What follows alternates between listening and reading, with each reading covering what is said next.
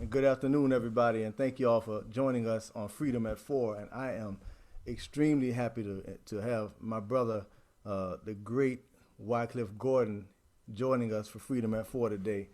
How you doing, man? I'm doing pretty good. Glad to be here. Just hanging in there, having a good time. Getting used to. I think it's been the longest I've been home in 30 years, so Right. it's good though. Yeah, man. Too bad. We all wish it was under better circumstances, we're Yeah, still out here. yeah, that's true. Yeah. And So I knew I already having been blessed to know Brother Gordon for a very long time and know that he has a wide range of musical tastes. I knew he was going to put together some good music for us to listen to, and he did not disappoint. So we're going to dive right into this great set list that you put together for us. Could you tell us a little something about this the first selection here?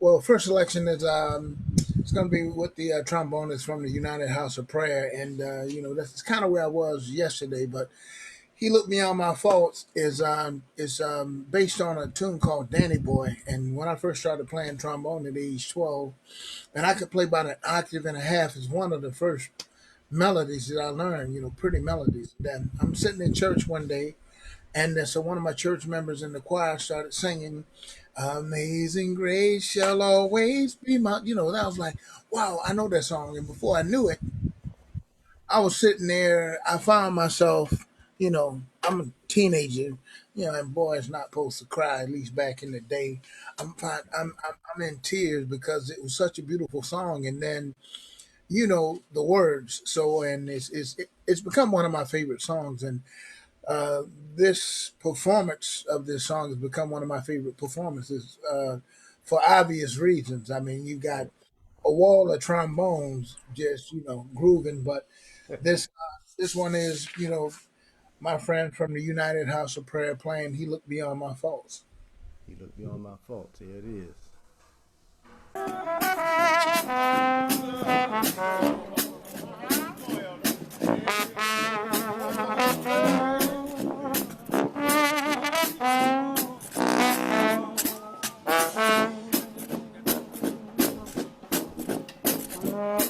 Amazing grace.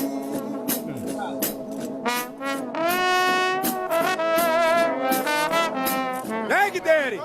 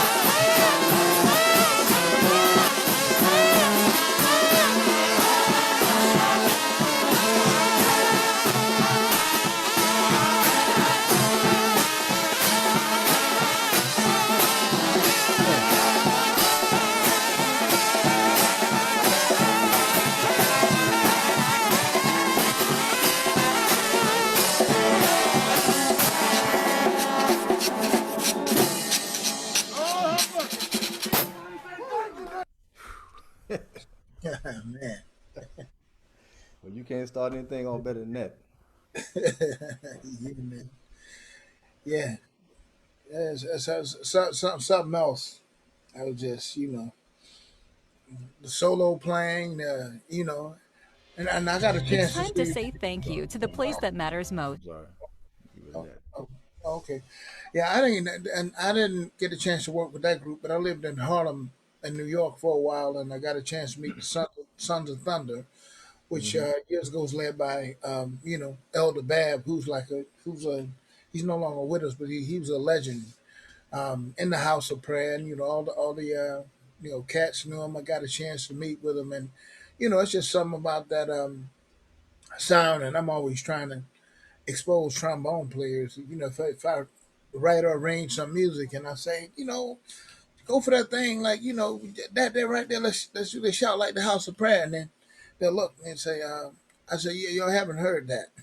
So, and first of all, for those of you that may be hearing it for the first time, the internet is cool on your phone, the computer is cool, but if you ever get a chance to stand in front of that vibe, man, you know, I mean, what else can I say? I try to turn my students on to it, and just to check it out. It's another way of just dealing with the vocal qualities that the instrument has, and Hmm. go to the church, you don't really miss the choir. Now I love the choir, but man, when you sit up there and you get in the midst of that, if you don't move, something wrong with you. Now, do y'all is there a house of prayer near where y'all live? Where you are Yeah, now? there's a couple. The big one of the big houses where they have this thing once a year they call convocation, and they go to all of the major houses, and there's one here in Augusta. Matter of fact, I think may have been in college.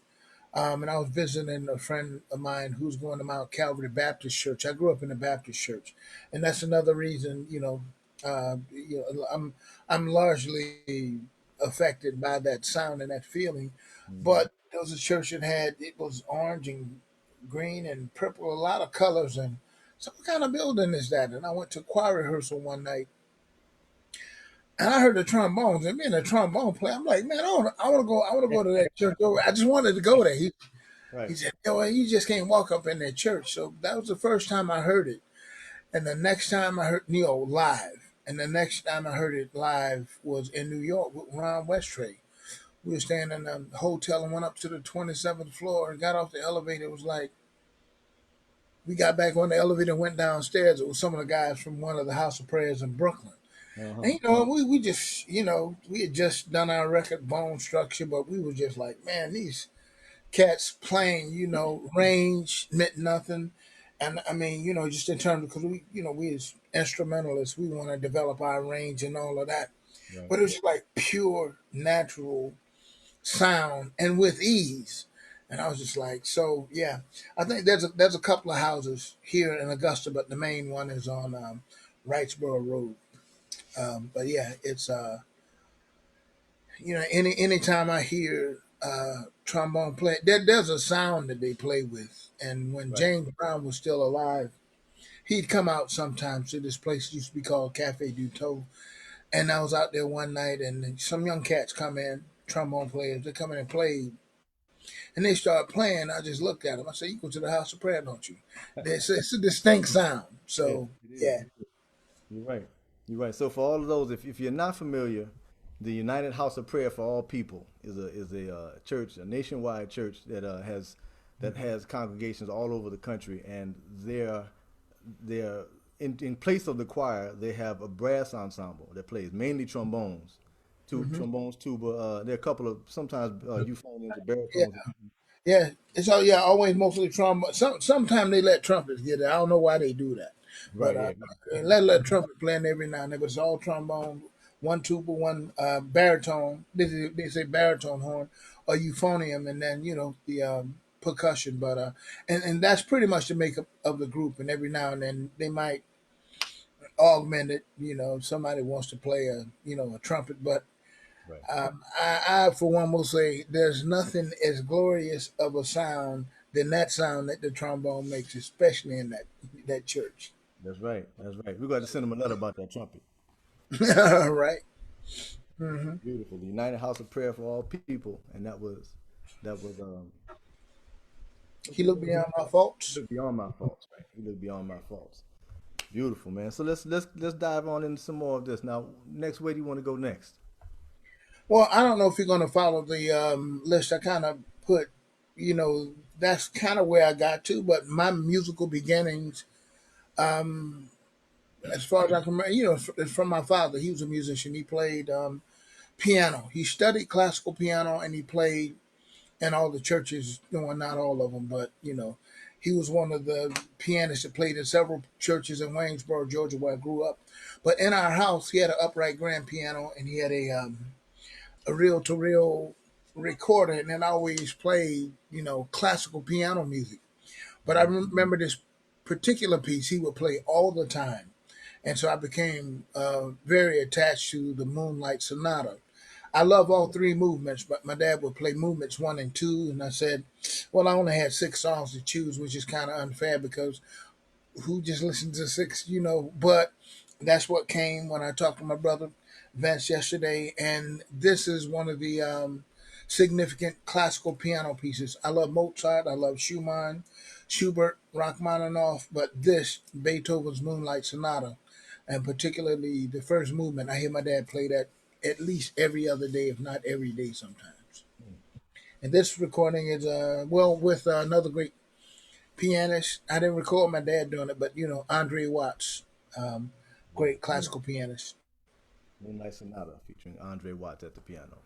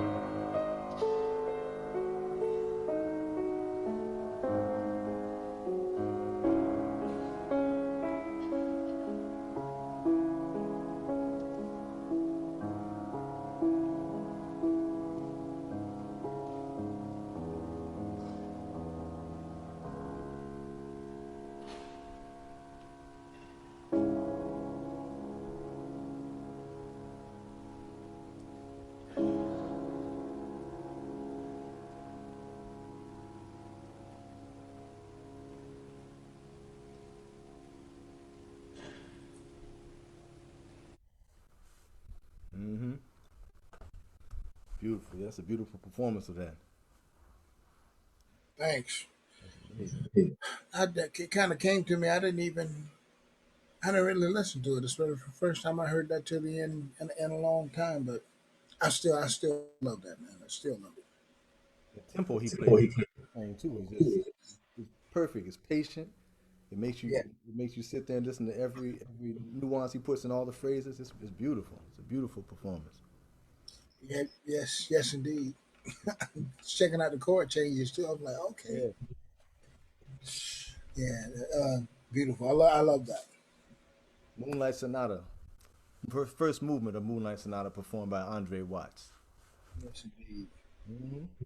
So we're gonna keep on going down this list now. You again, but when I saw how varied it was, everything that you put in here, I knew we were gonna have a good time. So this one, when you pick this one, I've been through this whole record before, and you got the one off of here. You got the right one.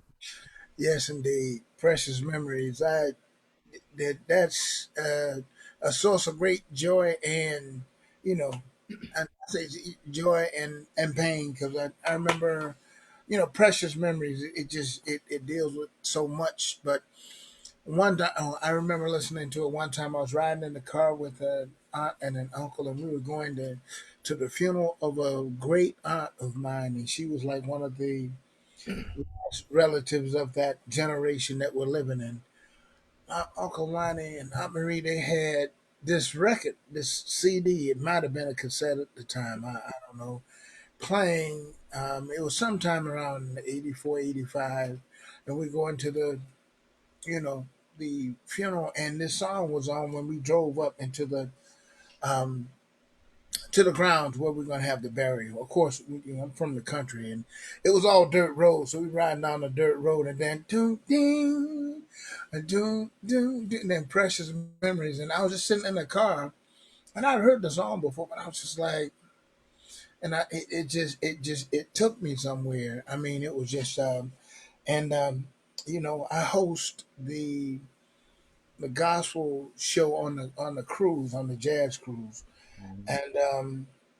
and I don't ever really have the choir. I wish I could have a choir, but I just wrote an arrangement, three-part arrangement. I have three horns and myself, and we always do this one. This one is always a part, if I can help it, of a gospel show that I have. And if we have the singers, we're gonna do it because Aretha Franklin with James Cleveland and the Southern California Community Choir singing this, it was just like everything is soulful, it's spiritual, and I'm just like, but this whole record, I Yeah. could have pulled Yeah. all my songs off this whole record, and it would have just represented one genre, and I didn't necessarily want to do that, but I'm just like this one, how I got over, but I'm like Precious Memory, that one kind of that sets me off, in a good way. Aretha Franklin singing, and she turned it over to James Cleveland, who was, Uh-huh. I, it'll speak for itself, but Yeah. it's one of my favorites. Yeah, one of mine too. Precious Memories from Yeah. Amazing Grace, live at New Temple Missionary Baptist Church. All right.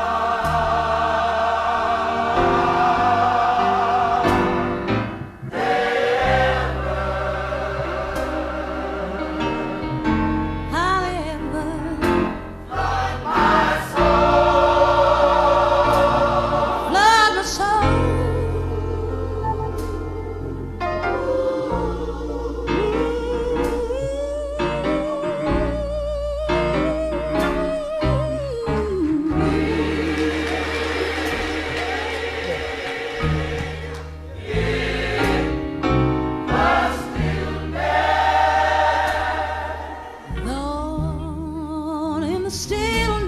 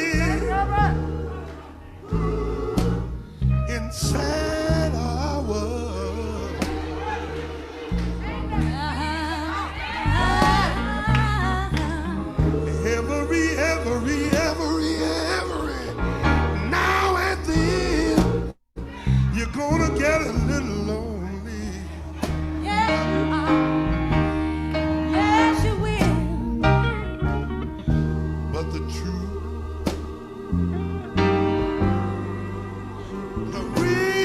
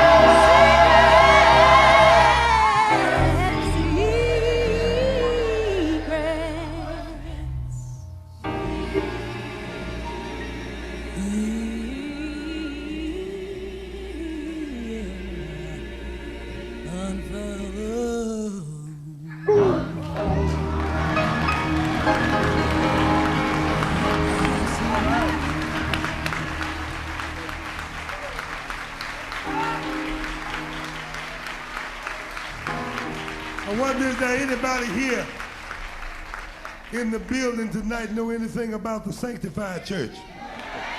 Let me hear you say yeah. Say it again. You know, when they get the feeling like this in the Sanctified Church, somebody jump up and say, yeah. Yes, Say,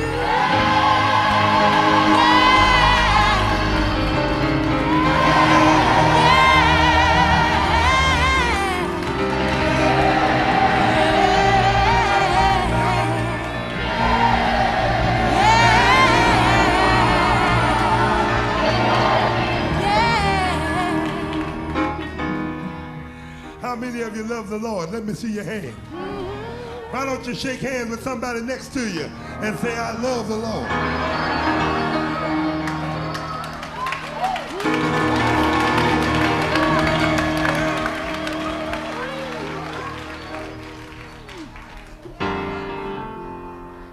The next one. Ooh, man.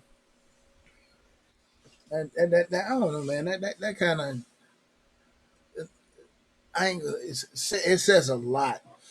I feel like I can say it. It says it all. I mean, kind of from the roots of all of our music and gospel, jazz, blues. The popular music, man. We got something. Mm-hmm. We got something. I ain't gonna lie. It's just every now and then through music, I'm reminded of how beautiful that is. That's true. That's true. Sometimes that message can get lost. That there is something there. It's Hmm. part of everything. Yeah, that recording, man. I've always loved since this record came out. And I had Eric Reed on a couple weeks ago. And Oh yeah. he was right here too. He picked for something from me. I think climbing higher mountains. Oh yeah. I'm climbing. I'm climbing. Oh yeah. Yeah, Yes. Speaking of Eric Reed, man. Yeah, we would be on the years on the bus with Wynton Marsalis Septet. He took Marcus Roberts' place in the band, and when Marcus started to leave to develop his career, Reed came in, and that was that. Kind of when I joined the band, and the scene on the bus would be we get up in the morning, and we had two lounges on the bus, and Wes Anderson would be up there at the front with his coffee and his cigarette, bebop down, blue note. Whatever they just bebop. right. But at the back of the bus in the lounge, it would be the Florida Mass Choir, James Cleveland, Reverend Milton Brunson, and we'd really be vibing.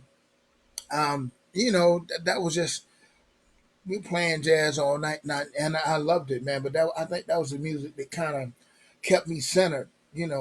Out on the road, you out on the road 250, 300 days out the year, man. It gets Yeah, things get rough. You're away from home. You're going away from home, and you start to have families and stuff. And that gospel music, I'm just like it always, for me, it just kind of kept me centered. So that's funny to read. Would do that. We would always send each other. Be listening to like the Highway QCs and uh-huh. the who is it? Dixie Hummingbirds and the quartets. Matter of fact, the gospel was just a thing. I think he grew up with that, Right. and I did too. Even though I didn't really play gospel a lot on trombone, we would read 4 part from the hymn book and that kind of thing. But having grown up with that sound, it's ingrained in me. So when I hear it, and I don't ever take it for granted, but it's been a while since I heard it, and just sitting here listening to it, I was just like, whoa, I could just, I mean, you know, the deal. It comes out of what we come from, uh, tragedy, triumph, all of that. Anyway, That's right. man, That's right. And it rises above even religious affiliation. The sound that's in that music, the message that's in it. It's a Christian based music, but it rises above all of that. Just yeah, listening to it, anybody can listen and enjoy and feel something from that. yes, indeed, and be moved by it, healed from it. It's just, I don't know. It's something about the music just makes you realize and want to just deal with the best part of yourself, whatever that is, Right. It is. not in particular deed, but it's just like, man, you know, I don't know what else to say. No, you're right. You said it. You said it all there, bro. I appreciate that. Thanks. Let's we're gonna keep going, but that made me think back to reading. I'm thinking about that whole record now. You and me both.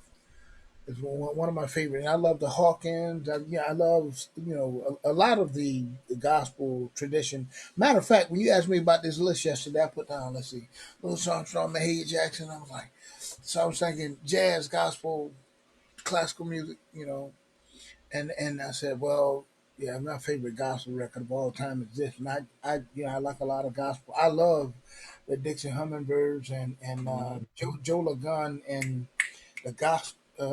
Mighty Clouds of Joy. Ooh, Lord have mercy. I got a chance to see him, before Joe Lagan passed, and there was a couple of new members at NJPAC. Yeah. And I never heard them live. Being here in Augusta, they would have all the they call them family reunions, and the gospel shows would come here.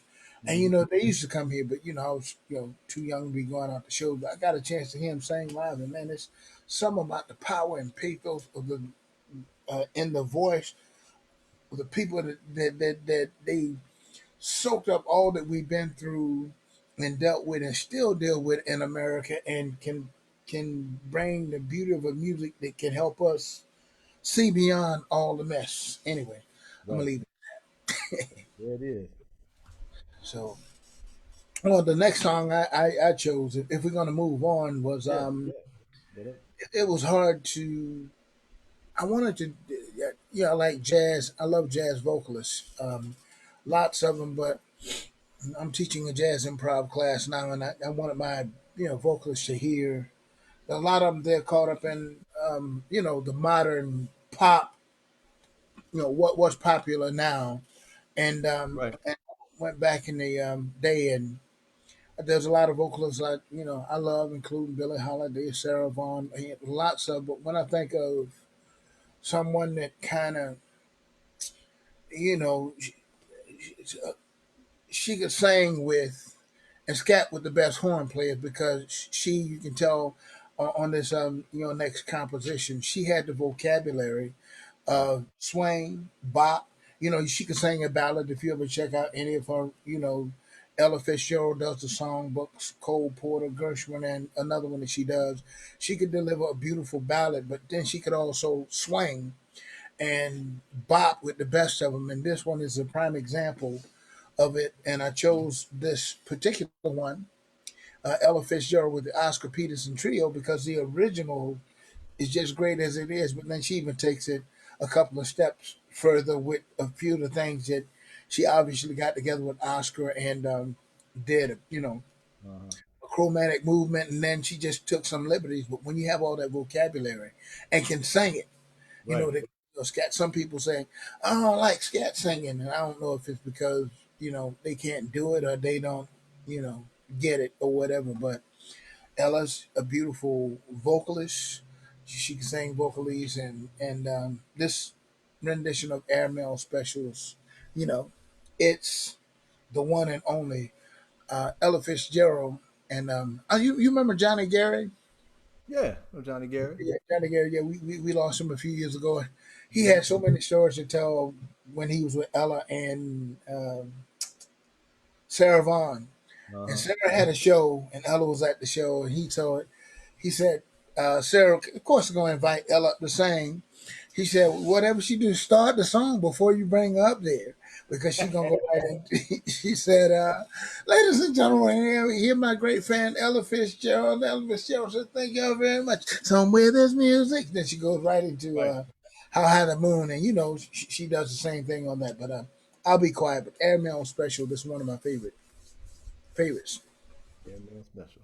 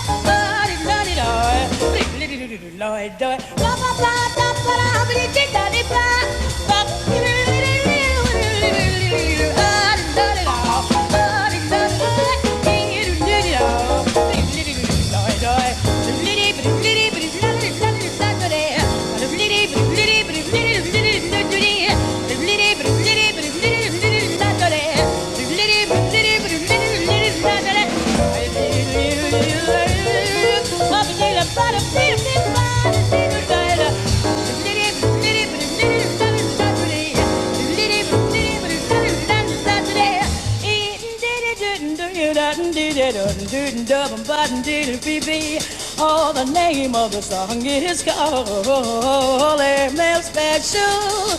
We did not even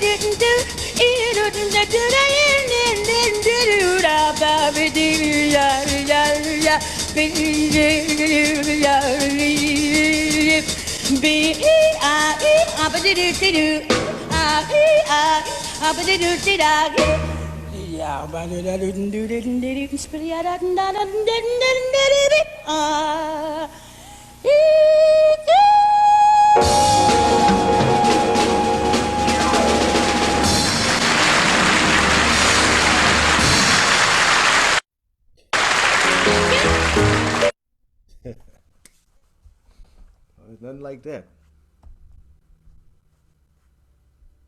I think you're muted. Yeah, you learn something new about Zoom every day. Right. Yeah, no, that's. I love it. I love it. Just, um, I just heard some things that how you watching a movie sometimes and you laughing, you laugh at something, then you watch it again and you know what's coming, so you hear something else that you laugh at because you laughed over something that was actually funny.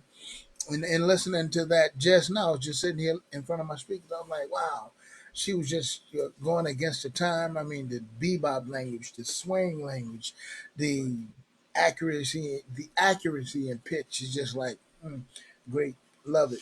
Ella Fitzgerald. Right. Fitting quotes in over that diminished section on the bridge too, boy.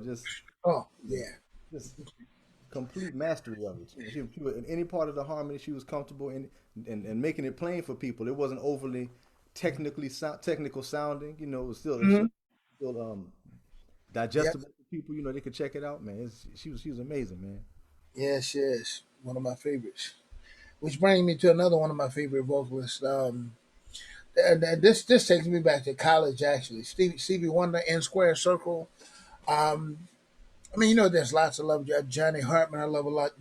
Billy Eckstein, but in dealing with my latter teenage years And being in college at FAMU, where we went to school together, not I was just about necessarily. to ask you what college that was you were talking about since you brought it Oh, up. yeah, Florida A&M University. I see people all the time. It's been many years since I've been there, and sometimes we'll talk. If you are a member of you went to another HBCU, the conversation always starts out and goes the same. And they're like, "Oh, you went to FAMU?" Also, I said, "It's okay. It's okay. Everybody couldn't go to FAMU, so you had to go somewhere."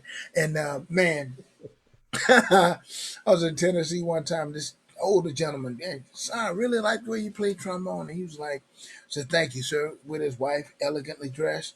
And he said, "Yeah, what college did you go?" I said, "I went to Florida A&M University." He said, "Oh, I went to Tennessee State." I said, "Look here, sir, with all due respect, everybody, even back then, they couldn't go to FAMU." You know?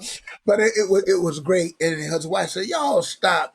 And it's always in love because you just taught to be prideful about, wherever you went. So, Right, right. um, yeah, these years in college for me, yeah, Stevie Wonder, soundtrack, Anita Baker, Whitney Houston, a lot of them. But this tune, Whereabouts, kind of stuck out because even though another one of the songs on that record, Overjoyed, was a song that I would play all the time, Whereabouts was one of those songs that would kind of catch me in a pensive state because there is a missing person, that I'm just trying to find. Just how long they have been gone, I can't say at this time. And it's about like you looking for yourself. I'm trying to find my whereabouts. Where shall I, And we've all been there in college, even as adults through relationships and all of that. So I love this song. And Stevie, I mean, what can you say? Whenever you see Stevie live, what does he want to play? Giant Steps. I'm like, Right. yeah, but I love this, and it's a beautiful song. Stevie Wonder, Whereabouts. Where is the missing one? The missing one. Where is the missing one? The missing one.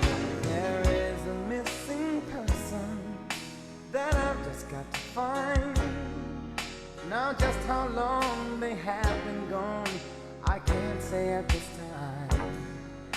I glanced outside my window, surprisingly to see the reflection of a broken man who looks somewhat like me. I'm trying to find my whereabouts. What shall I do when nothing seems to follow through? In me trying to find my whereabouts, I'm turning blue. But wait, I may have found a clue. My whereabouts are somewhere in yesterday with you. Where is the missing one?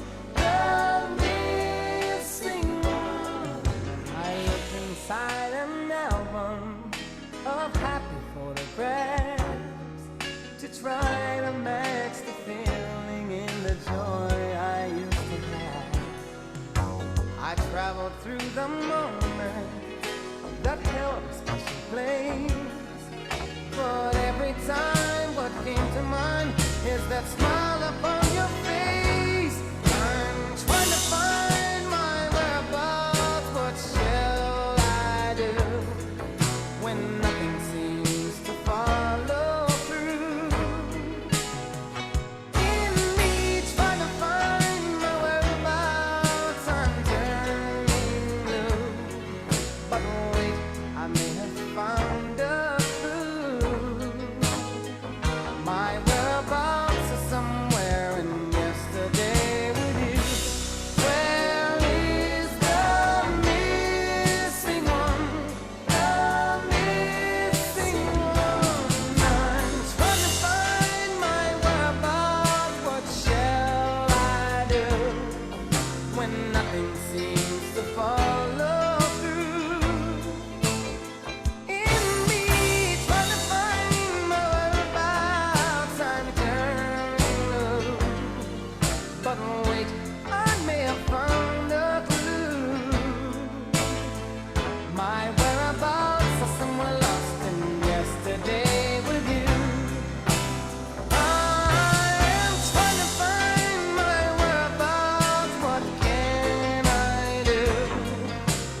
nothing seems to follow through. In me trying to find my whereabouts, I'm turning blue. But wait, I may have found a clue. My whereabouts are somewhere lost in yesterday with you. Where is the missing one? The missing one. Where is the missing one? The missing one. Where is the missing one? The missing one. Yeah. Where is the missing one? The missing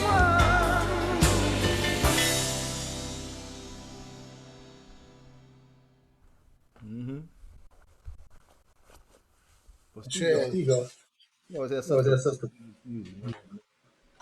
Say it again. Stevie always has such bad progressions in his music, Yeah, it's just not, a groove and some hip lyrics. The lyrics are hip, and then musically is hip. So Right. even if you just played it as an instrumental, it's just like wow, you know. I mean, and that's another thing I love about Stevie, and most all of his music really. So Yeah. Man, Sherman Irby did an arrangement of "Smile Please" oh yeah, for the band. Man, he turned it we did it in the range. We did it in like it was bassy, like medium tempo around Little Darling tempo. And man, yeah, it sounded like it came from right then too. It oh sounded yeah. like in the mid '50s when you put it right there. Well, Fit you right. know, you know those cats, Stevie, George Benson, Grover Washington Jr. Even though some folks, they play, "Gimme the Night" and on Broadway, and Right. I went to The Hague years ago and walked in the, at the original Yeah. club and came in the club where they play music till the sun come up in the morning at that basement down there in the bottom. Uh-huh. And I walked in and man, I knew a lot of guitar players, but I heard somebody down there playing guitar. They were doing the song is you. Uh-huh. Man, the guitar player was just kicking butt and taking names. He was having class, and I walked down. I was at George Benson. I didn't know that. I didn't know it. There's like a lot of, and Stevie is like another one of those cats. A lot of we get caught up in terminology with, well, that's jazz, and it's people. They just musicians, man. Right. I don't know what am I doing. I'm talking. You know. I mean, you know the deal. I'm with you though. I'm with you. I agree 100%. Yeah. So they put their stuff on a group. I'm like, hey, it's still bad. And so anyway, Yeah. Stevie. That was Whereabouts. So we're gonna move on. Now you got some pops for us on here too. yeah. There's so many periods of Louis Armstrong's music that I love. Matter of fact, it was the music of Louis Armstrong that kind of brought me into jazz. I grew up listening to classical at home, gospel, and church.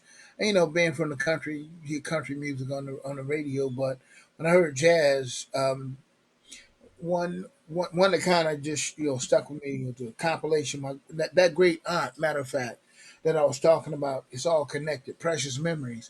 When I heard that song in the car on the way to the gravesite at her funeral, her record collection wound up at our house, and the things that were bequeathed to the family, and on it was a 5 record set of jazz from early slave chants to modern jazz at that time, which included Count Basie and Sonny Rollins, Sonny Moon for two. But of all the sides, it had ragtime and all of that. I loved it all, but I fell in love with the music of New Orleans, and particularly this tune called Keyhole Blues. I thought about putting that on there because I recorded it on a record I did called Hello Pops, and I wanted to make it a repertory thing. It was so great, I wanted to get as close as I could to recreating that. But in the spirit of Louis Armstrong and how he sets this up, this tune, What a Wonderful World, especially in light of what's going on now, what Pop says in the beginning, way back, it's timeless. We hear that it's timeless, and we all know the song "What a Wonderful World," but I don't know if everyone's.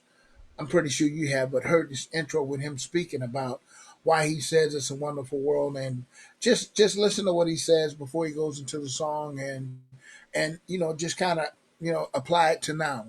We're stuck in this mess, but eventually it's gonna go away. But you knew I was gonna have some Louis Armstrong in here. Oh, I knew that. I was expecting. I was hoping so. So here we go. Some of you young folks been saying to me, "Hey, Pops, what you mean, what a wonderful world? How about all them wars all over the place? You call them wonderful? And how about hunger and pollution? They ain't so wonderful either. But how about listening to old Pops for a minute? Seems to me it ain't the world that's so bad, but what we are doing to it. And all I'm saying is see what a wonderful world it would be if only we'd give it a chance.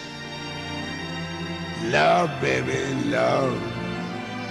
That's the secret. Yeah. If lots more of us loved each other, we'd solve lots more problems. And man, this world would be a guesser. That's why old Pops keeps saying,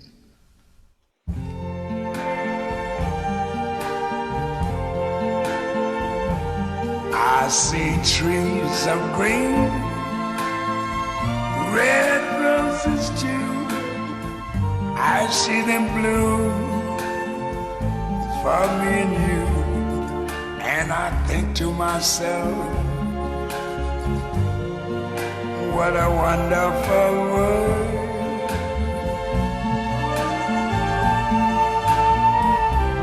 I see skies of blue and clouds of white, the bright blessed day, the dark sacred night. And I think to myself, what a wonderful world.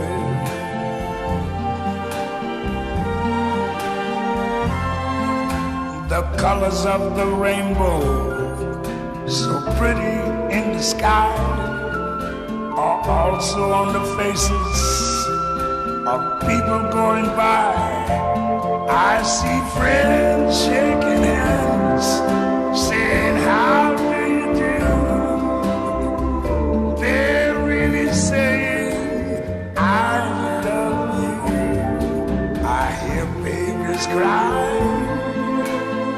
I watch them grow. They'll learn much more than I never knew. And I think to myself, what a wonderful world. Yes, I think to myself, what a wonderful world.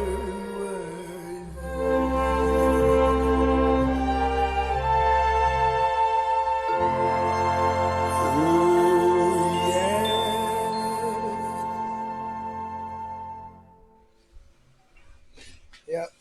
He made it Pretty plain much. for everybody. Say it again. He made it plain for everybody. Yes, he did. He sure did. He told the truth. We loved, and if we did a lot more loving of each other, we solved lots more problems. Pops had a way of, and yeah, he always did that. He just put it straight. Right. He didn't know how to be any other way, and I love that about him. And even during the times when we, meaning his people, African Americans, talked against him, or talked bad about him for speaking out against the president when he was really just speaking up for what we eventually were going to do anyway. Prior to even the civil rights movement, You'll go down there and take those black children by the hand and walk them into school yourself. Mhm. And that kind of hurt him. Yeah, some of our famous folks, and it was like, well, he's just an entertainer. I'm like, well, yeah, he is that, but he wasn't afraid. He wasn't afraid to say what the truth was, and that, and you know, and then he just got to a point where he said, you know what, he didn't want to really be bothered with politics. He said, I'll let the horn do the talk, That's and, right. and that's what he did. So That's right. anyway, And this is that go ahead. no, I'm saying and this is old. This is older Louis Armstrong, about a year or so before he passed away. When he's Yeah. speaking those words, so there's a certain thing behind it. Having lived that long and having he had been sick for a while at this point, so he Hmm. he was probably feeling his age and wanted to make sure that he not that he didn't always do it when he picked his horn up, but he left something spoken out here for people to follow in the midst of what was going on. Yeah, right now. And it's going on right now. Yep, he left us in 1970, but it's relevant right now. Yes, you know. Right. So yeah, but that's my six. Mm-hmm. That's my six. But you sent me one more, so it's no use to. We might as well go out the way we came in. Well, that's kind of that's kind of how I was feeling. We got ushered in by the Bones, and why not get ushered out by the Bones? Had you heard this one before? I have. I heard this one. This is one of my favorites too. Yes, indeed. Cool. It would never lose its power. Blood will never lose its power. The House of Prayer Trombones. This is the ministry out of Charlotte, playing this one, Charlotte, North Carolina.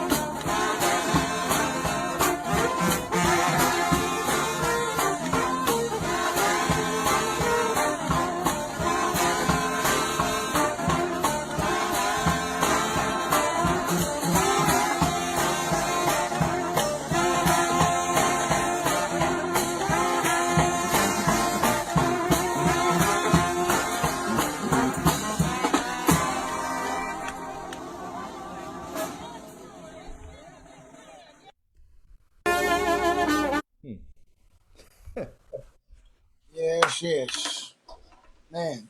Man, if that don't set you right, I don't know what will.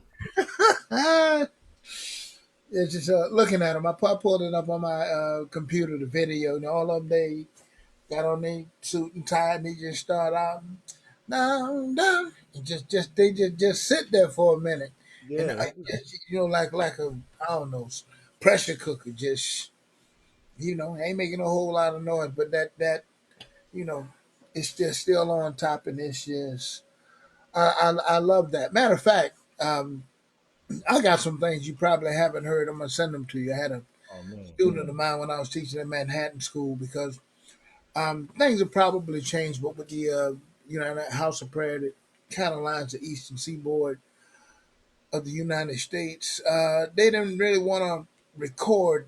I think it was at least at one point in time. I don't know about you, but when I grew up in church, they said there was this thing about God's music and Satan's music. There's like anything that is not gospel music is Satan's music, and I was like, man, I was playing jazz. I was like, I don't know, see, Satan got some pretty good music if that's the case. Right. But I think there was a time that they kind of want to keep the music in the church, but there was some underground recordings made, and I was fortunate enough to get some of them where they're doing tunes like Stevie's tune, but I have it on my computer. I'll shoot it to you. It's they probably put them out because most of what you will see with them is online like this. But I actually have some things that they recorded, and there's some pretty good quality. And it's just I don't know if they ever put it out, but some of the bands went in and they did it. And I've heard a lot of the bands from Buffalo, DC, down in Savannah, but I'll share it with you, bro. It's even though it's recorded, it does not miss that, you know, it still has that thing in it.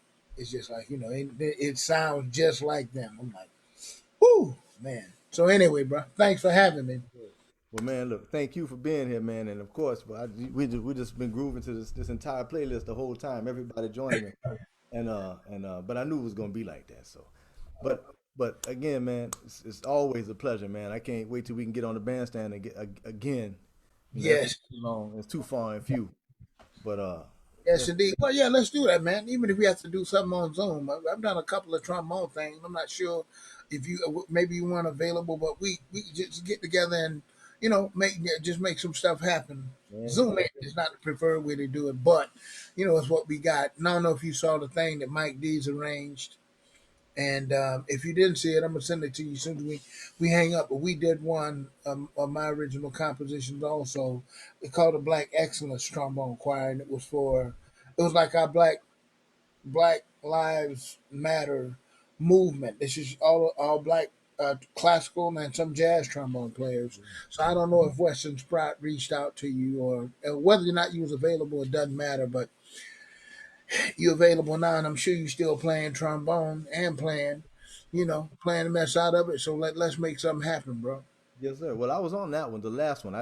We had some technical Oh, problems. that's right. That's right. This guy, to having you sing. That's right. And you played solo on it. What am I talking about? That's dumb. Yeah, of course you saw it. Of course, man, I look forward to the next one and anything you do, man. Of course, I'm always happy to be a part of it, man. It's always a pleasure. Oh man, no, yeah, no, but yeah, well, thanks for doing it. I wanted to get, well, I wanted to have more of a choir, but I really, really like what y'all did, man. It was, I'm gonna get back in touch with everybody about that. We were supposed to release that on the anniversary of Martin Luther King's "I Have a Dream" speech, August 28th. But we had to get some more things together. And anyway, I just love it anytime we can come together. And even though that, you know, what we're doing right now is not ideal, but it's a way, we as jazz musicians and creative people find ways to stay in touch with each other and stay in touch with the folks. So man, I appreciate what you're doing. And if you have a podcast of this or whatever you're doing, I would love to check them out. Now, I can imagine the show you did with Eric Reed was just funny. Yeah, he's he's over Reed. on the East Coast now. Yeah. Beautiful, man. Well, thank you so much. And then for everybody, y'all join me next week. I have the great pianist Helen Sung coming on Freedom at 4 as my guest. And I want to thank you again, Brother Wycliffe Gordon, for being a part of this. And I will see you soon. Anytime, Frat. Thanks. Take care. See you. And, All right.